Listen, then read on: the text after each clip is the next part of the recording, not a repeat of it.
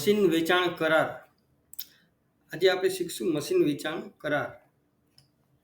Machine વેચાણ કરાર જે આપણી ગુજડોક વેબસાઇટ ઉપર આમ તો પ્રથમથી જ ઉપલબ્ધ છે, પણ નવા અપડેટ આપણે એની અંદર એડ કરી અને આજે એકદમ સરળ બનાવી દીધું છે. તો આજે આપણે જોઈએ કે અહીંયા ઉમેરો મશીન વેચાણ કરાર દબાવતાની સાથે જ એક ફોર્મ જનરેટ થાય છે. મેં પહેલેથી એક એન્ટ્રી કરીને રાખેલી છે સમજવા માટે. તો આપણે જોઈએ કે એમાં કઈ રીતે એન્ટ્રી થાય છે. એટલે આપણે હું ફેરફાર કરવામાં લઈ જઈને તમને બતાવું છું એન્ટ્રી. તમે જ્યારે એન્ટ્રી કરશો ત્યારે તમને ડાયરેક્ટલી બ્લેન્ક ફોર્મ જ ખુલશે.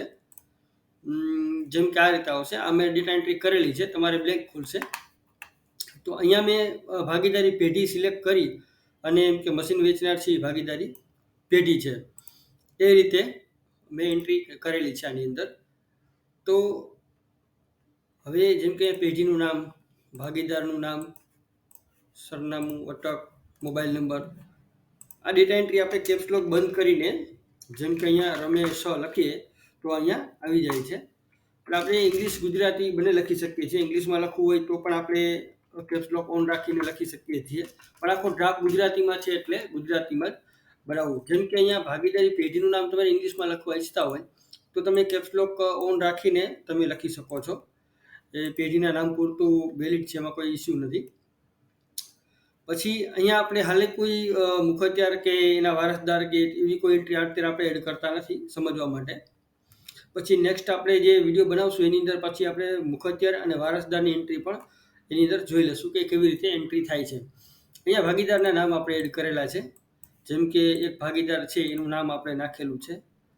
હવે અહીંયા એક બીજા ભાગીદાર છે, એટલે કે બે ભાગીદાર નામ એડ થયા છે. હજી તમારે પ્લસ કરવું હોય તો અહીંયા પ્લસ બટન, ઉમેરો બટન ઉપર પ્લસ કરતાની સાથે તમે ત્રીજા ભાગીદાર પણ એડ કરી શકો છો.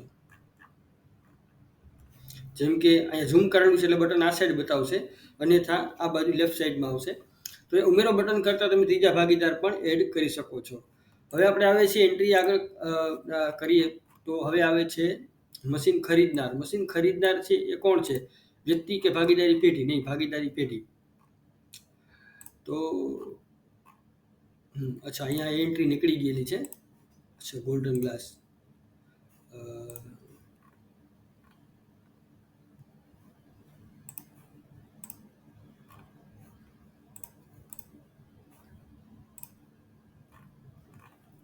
તો અહીંયા આ રીતે આપણે એક એન્ટ્રી મેં કરીને તૈયાર રાખેલી છે, એટલે ઓટો જનરેટ બતાવે છે. હવે આપણે આગળ જોઈએ કે કઈ રીતે. જેમ કે અહીંયા આપણે બે પ્રકારના ડોક્યુમેન્ટો બને છે, જેમાં સૌથી પહેલાં એક તમામ રકમ મળી જાય છે, કાંઈ રકમ લેવાની બાકી નથી, જેને આપણી ભાષામાં કેશ પેમેન્ટના લખાણ કહીએ છીએ, એવા પ્રકારના લખાણ બને છે. અને બીજા બને છે જેમાં અમુક રકમ ચૂકવવાની બાકી હોય. તો આજે આપણે અમુક રકમ ચૂકવવાની બાકી હોય એવા પ્રકારના લખાણની આપણે તૈયાર કરશું. હવે એમાં પણ પાછી બે કેટેગરી છે. જેમ કેશ પેમેન્ટમાં છે એમ બાકી રકમમાં પણ બે કેટેગરી છે. જ્યાં બંને કેટેગરી અહીંયા જોઈ શકાય છે. પહેલી એન્ટ્રી છે ધંધાકીય ઔદ્યોગિક હેતુના જે મશીનો હોય, જેમ કે મોલ્ડિંગ મશીન છે, સ્પાર્ક મશીન છે, સ્પિનિંગ મશીન છે, એવા મશીનો માટેની જોગવાઈ છે. પછી અહીંયા આવે છે આ રેડિયો બટન છે, આરટીઓ રજિસ્ટ્રેશનને પાત્ર હિટાચી, ટીલ, હાઇડ્રો એક્સવેટર, આવા જે મશીનો છે એવા મશીનોના કરાર માટે અહીંયા એન્ટ્રી આપણે કરી શકીએ છીએ. એમ કબજો સોંપ્યાની તારીખને સમયને એડ કરેલું છે, કબજો સોંપ્યાનું સ્થળ અને મશીનનું નામ. જેમ કે અહીંયા આપણે ધંધાકીય છે તો આપણે જેમ કે મોલ્ડિંગ મશીન લખીએ.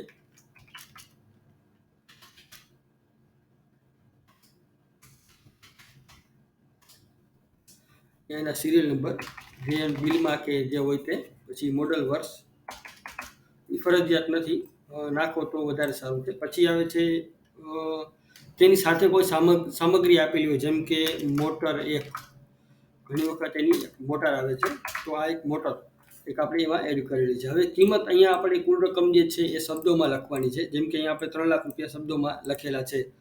હવે એમાંથી રોકડા કેટલા ચૂકવેલા છે? જેમ કે 25,013 ચૂકવેલા છે.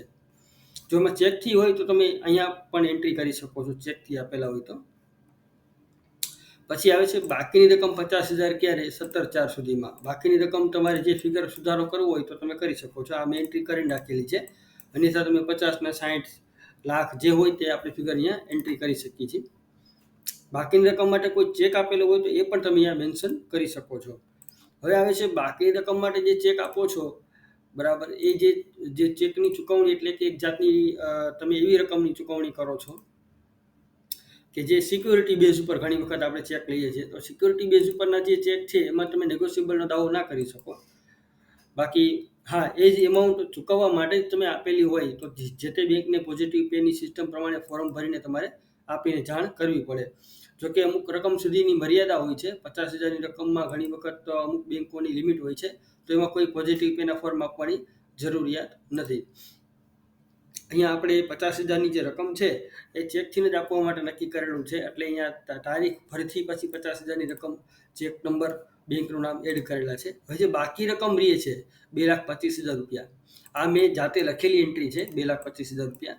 તો એ કઈ રીતે આપવાના છે? જેમ કે મેં અહીંયા હપ્તા પસંદ કરેલા છે, તો અહીંયા મેં 15,000 રૂપિયાના 15 હપ્તા પસંદ કરેલા છે, તો એનું ડ્રાફ્ટિંગ એ રીતે તૈયાર થશે. હવે માની લો કે આપણે આ હપ્તા ચૂકવવાના નથી અને અહીંથી જ કટકા પાડવાના 50,000ના 4 ને 25,000નો એક રીતે, તો અહીંથી પ્લસ બટન કરી અને અહીંથી તમે પ્લસ બટન આપી અને પ્લસ કરીને બધી એન્ટ્રી તમે બતાવી શકો છો. અહીંયાની પાતો ચેકની એન્ટ્રી છે, પછી કે અહીંથી તમે પ્લસ કરી શકો છો. જેથી પ્લસ કરો એટલે બીજા 50,000, પ્લસ કરો એટલે બીજા ત્રીજા 50,000, કે તમે રકમમાં સુધારો વધારો પણ કરી શકો છો. આ હપ્તા માટેનું ચેક પોઈન્ટ છે, અને આ જે છે વિધાઉટ હપ્તા, માત્ર ને માત્ર તમે રકમ ચૂકવવા નક્કી કરો છો એ રકમ માટે છે. તો અહીંયા 2 સ્ટેજ આપેલા છે. પછી અહીંયા અન્ય વિશેષ શરતો, જેમ કે તમે કોઈ પાસેથી વેચાતું લીધેલું છે મશીન, એનું તમે લખાણ કરાવેલું છે, તો આવી જે ડિટેલ્સ છે તમારી વધારાની, અથવા અન્ય બીજી કોઈ વધારાની શરત છે જે મશીનના આ કરારમાં સમાવેશ થતો નથી, એવી શરતો પણ તમે અહીંયા એડ કરી શકો છો. જોવાનું એ છે કે જે કાયદાની સાથે સુસંગત છે કે નહીં. જોકે અમે આની PDF પણ એક સાઇટ ઉપર મૂકીએ છીએ, એમાં પણ તમે જોઈ શકો છો કે કઈ વસ્તુ લખવી અને કઈ વસ્તુ ન લખવી, એવી પણ અમે એની અંદર સુવિધા એક ઉપલબ્ધ કરાવેલી છે, જે ગાઈડલાઇનની PDF તમને મળી રહેશે. તો હવે આપણે આગળ જોઈએ કે એનું પૂર્વ અવલોકન એટલે કે પ્રિવ્યૂ કેવી રીતે બતાય છે. તો અહીંયા આપણે જોઈ શકાય છે કે જે કોઈ પેઢીનું નામ છે, ખરીદનાર પેઢીનું નામ છે, પછી મશીન વેચનાર જે છે એ પેઢીનું નામ, એના ભાગીદારો, પછી મશીનનું નામ,